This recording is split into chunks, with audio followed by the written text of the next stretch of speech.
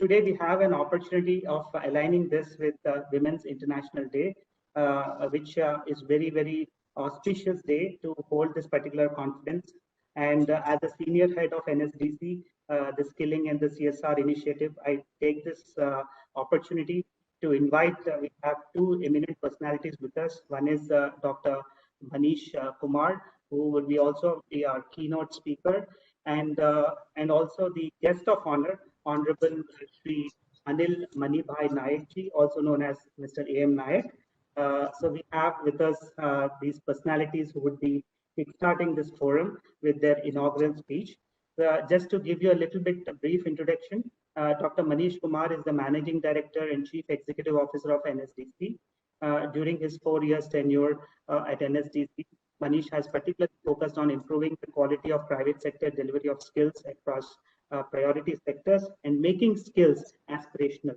So prior to this, he worked with World Bank as a country coordinator and senior institutional development economist, water and sanitation programs, New Delhi. So he holds a bachelor's of technology in mining and machinery from IIT Dhanbad and master's in administration from Harvard, USA, and PhD in public policy from George Washington University, Washington, DC, USA. So welcome you, sir. And we also have with us the honor as well as privilege and honor of having the chairman of NSDC, Mr. Anil Manibhai Nayak, popularly known as Mr. A.M. Nayak ji, is an industrialist, philanthropist, and group chairman of L&T, an Indian engineering conglomerate. And since 2018, the chairman of NSDC. He's also been awarded with many prestigious awards. And to name a few, he was awarded the Padma Bhushan, India's third highest civilian award in 2009. In 2019, he was also awarded the Padma Vibhushan, India's second highest civilian award. Sri Nayak ji is also recipient of many awards, in the private and the large organizations, including the Economic Times Business Leader of the Year Award for the year 2008. With this, I would welcome you all, the audience, individuals who have joined in. And we have today the privilege of having 30 women, the top 30 CSR leaders from organizations like a Microsoft or an Amazon or a Facebook or a WhatsApp to organizations like a Dell or a LaborNet. We have very, very broad and diverse ecosystem joining us to share their thoughts. Not wasting any more time, I would now welcome Dr. Manish Kumar to give his keynote and kickstart the forum. Thank you, and over to you, sir. Thank you, Venkatesh. It's a great pleasure to be part of this conversation, and I'm delighted that I get to share this stage with our chairman, Mr. A.M. Nayak, who has been a great inspiration to all of us. All the things that we do in NSDC, at the back of it, I must let everybody know, is the inspiration that we derive, both me at personal level, as well as the organization from Mr. A.M. Nayak, and a lot of support that comes from him being the chairman and the board. A few things which I think I would like to lay in perspective, given today's webinar that we have, Skill Her, Skill India. I think firstly to understand where we are in terms of female labor force participation in India, because that's an issue on which NSDC directly has interest. Secondly, what NSDC does for that purpose to enhance our situation. And thirdly, what are the opportunities that are emerging? So I'll just keep myself brief in these three aspects, because like you, I'm looking forward to the speech of Mr. A.M. Nayak post this, so I'll make it brief. Coming to, I think, the first part of the conversation, that why is female labor force participation in India a matter of concern? As many of you know, that female labor force participation in India is about 23%, which is really low. One interesting thing about economics is that in any country, the reason why female labor force participation goes down is because of its prosperity. This looks paradoxical, but this is what has been observed globally, that as a country becomes more prosperous, the female labor force participation initially goes down and then bounces back. And this is because I think in a very poor nation, it is usually observed that both male and female have to work, because it is important for survival itself. And thereafter, as the prosperity increases, there's a kind of division of labor that happens informally between the two. So therefore, the less females are into labor force, they're more into the domestic duties, etc. But there is a time when it reverses again, and female labor force comes back into the economy. And that is fairly important because in India, it is noticed that with 23% female labor force participation, if we can increase this to 43%, you are adding $1 trillion. That's the level that you add to your GDP. That's a McKinsey study of about 2-3 years back. So therefore, a very huge positive impact which female labor force participation can make. Within India, you'll find a lot of variation. For example, you'll find that there are states like Meghalaya, where female labor force participation is more than US. So is that in Himachal Pradesh. Surprisingly, Chhattisgarh and Andhra Pradesh also have very high female labor force participation. Unfortunately, in some other parts of India, female labor force participation is very, very low. So for example, in Bihar, female labor force participation is about 4%, which is lower than that in the whole of the world. Actually, the lowest in the world is Yemen, which is about 5%, and it is lower than that of Yemen. So that is a matter of concern. So I think this, I'm just letting you know so that you are aware of the variety within which we live. Another important point which I wish to emphasize, that within this 23% that I talked about female labor force participation, there are two types of, I would like to break this 23 into two parts. One is 4%, the other is 19%. The 4% that I talk of is essentially women who are graduates and above within this labor force participation. So many of us who are listening to this are essentially from that 4% among the females. And then there is that 19%, which actually are not graduates, they're below graduates. And therefore, the problem that graduates face and the problem that is faced by the rural women mostly, and these are the ones which will be less educated, I think we have to understand that they are different by nature.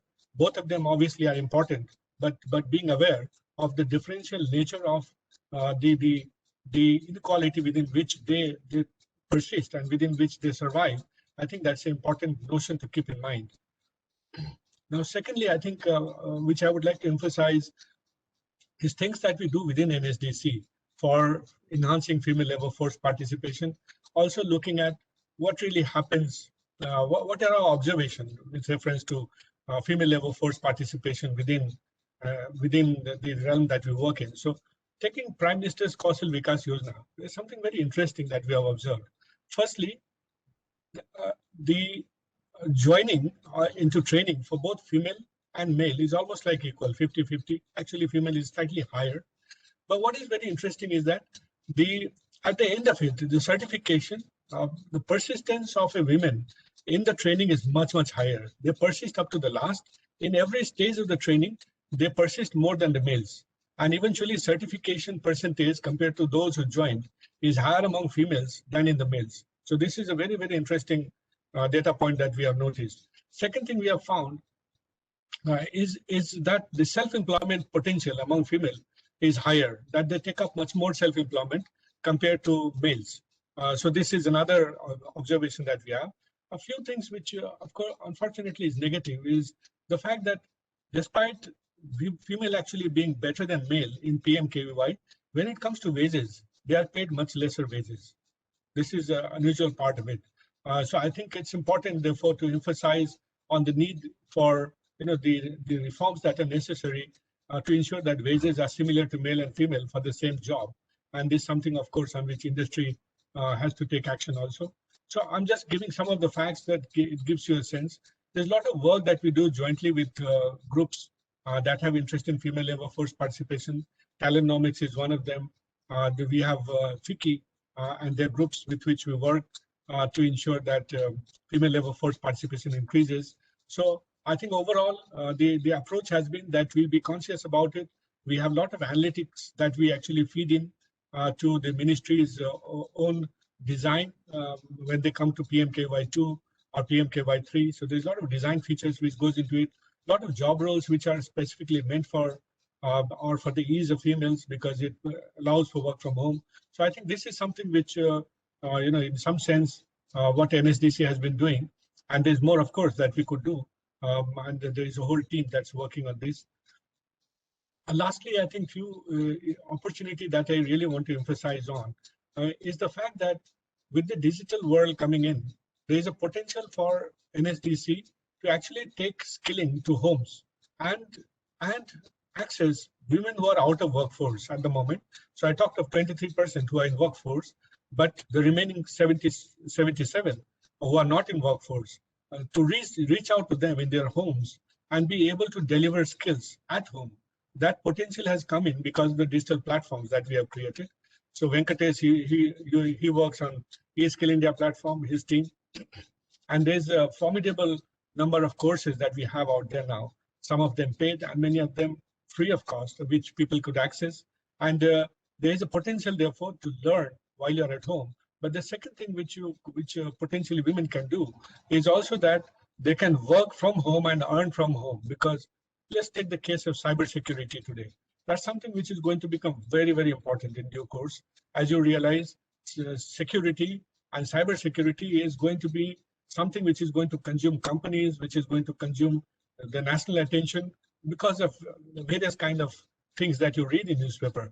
Now, when you require cybersecurity experts, you don't require them necessarily in your office. They could be sitting at home and working on certain modules. So therefore, opportunity that is arising, maybe in Europe, maybe in US, where people from India who have learned cybersecurity and are actually engaged for various companies within India or outside India, they could potentially earn sitting at home. And therefore, using the time productively and being able to manage both the social aspects of life as well as the economic aspects that's so important to a nation and also to individual families. So both is possible now in this new world. And therefore, you will find that the NSDC has partnered with large number of private sector companies, particularly those in IT side like Salesforce, like Microsoft. We have partnership with LinkedIn, with IBM, with various others, each of them providing courses that are at the top end. Simplilearn is one of them. Our own partners, where we have Ruman is one of them, who are actually very capable in terms of delivering knowledge on the IT side. And therefore, our effort is that can we make IT as something that could actually, through digital platforms, enter homes and provide skills to people, females there, and then enable them to work also. So I think this potential is there, and this potential is something on which we should be working harder. And my team is, of course, very, very dedicated on this particular aspect. That's the reason why we have the seminar today, and it's going to be quite in depth. I found 5 different themes on which we're going to discuss quite deeply. So therefore, thank you so much for inviting me to speak. And like you, I'm going to look forward to the speech of our chairman, Mr. Naik. So with these words, I will end here. And I'll request Mr. Naik if he could deliver his address, as all of us are keen to listen to him. So thank you, everybody. And over to you, Mr. Naik, for your speech. Much to all the ladies in particular for this International Women's Day. And I'm very happy that so many of you are participating today. Dear ladies and gentlemen, good afternoon to all of you. Let me begin by conveying my best wishes to all the women attending this Skill Her Skill India conference, celebrating International Women's Day organized by NSDC. At a time when India is recovering from the impact of pandemic as the economy is seeing a possible V-shaped recovery, it is very pertinent and necessary to reflect on how we can enhance women's participation in all the sphere of activity in the Indian economy. The theme of the conference is very apt and relevant, as India today has one of the lowest FLFP, which is female labor force participation in the world. It is at 23%, and maybe a lot of them are employed but underemployed, as against the world average of 48%. This is not an acceptable situation and needs to be improved drastically. Statistical data shows that India, as Manish said, potentially add 1 trillion to its GDP if the FLFP can be increased by 20%. And that means a lot. While one can say that, but of course, I must say that you can increase the women's workforce by 20% if we create jobs simultaneously for them. While one can say that the situation is better in the urban hubs of country, the focus really needs to be in the rural areas where women have long remained in the shadow due to social and traditional curbs on their freedom. And this is where the importance of skilling comes in. I'm glad to note that NSDC has taken key initiatives in this direction, a few examples being, as Manish has already said, under the PMKVY scheme, 50% of the workforce trained so far have been women. Special program with 100% women participation have been initiated on the PMKVY special project. 10,000 women, which is of course a very meager number, have been trained in entrepreneurship in collaboration with National Institute of Entrepreneurship and Small Business Development. However, more needs to be done. The pandemic has opened new avenues of learning and livelihood through digital means. Can we leverage this to skill women who may have a problem traveling to a skill center? Perhaps yes. Can we use technology to support entrepreneurship of women who have been skilled? Yes, we can. Can we use this platform to share success stories and create an inspiring environment for these women? Certainly, yes. I'm glad to note that there is a session on digital skills, innovation and technology in today's discussion.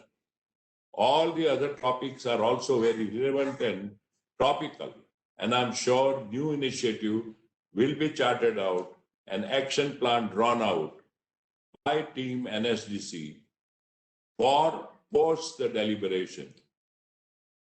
I strongly believe that there is no limit to what women can achieve.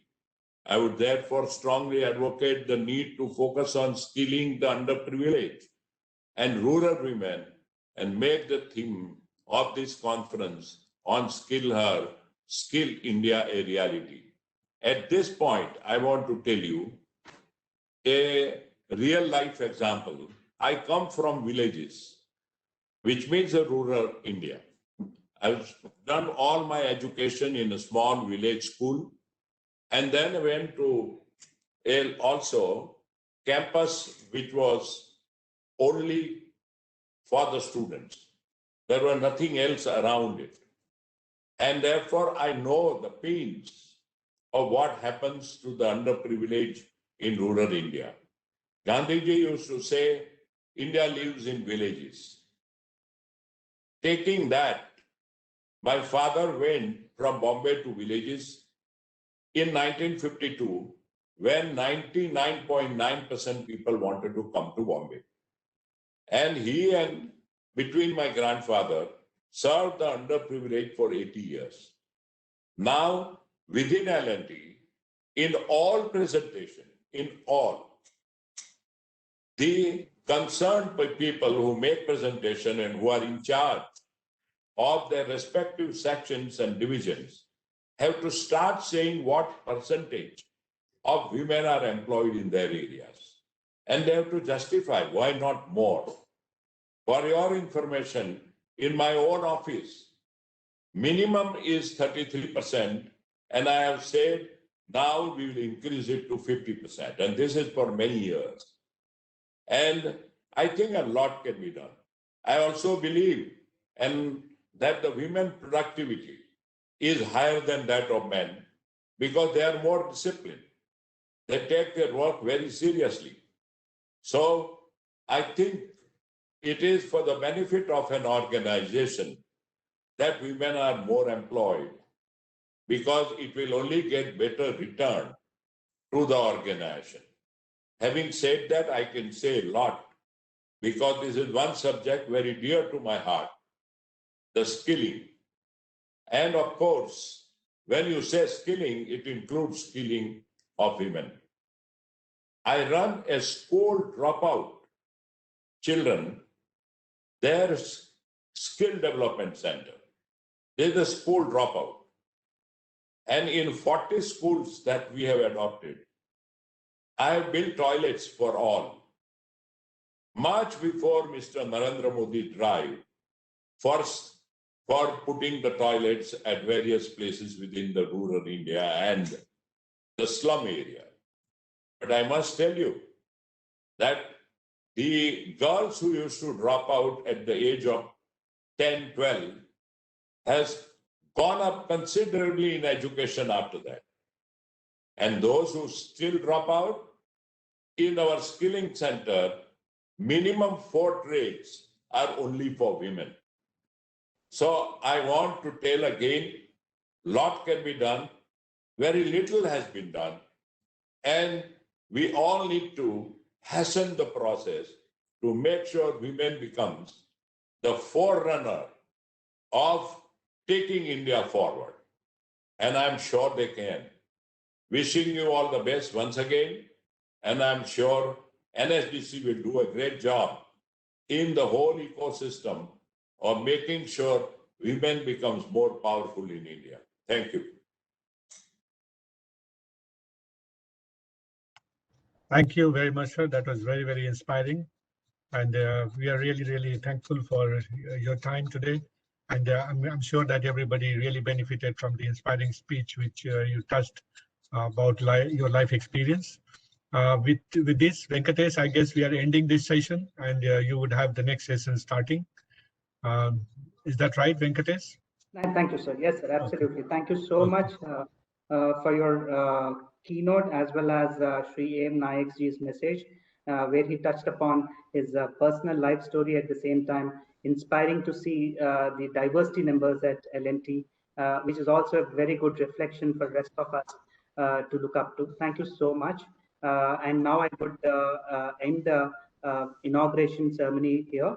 Thank you once again to both of you. And we would have our next panel discussion, which would be led and moderated by Ms. Vandana Bhatnagar, Chief Program Officer, NSD. Thank you very much.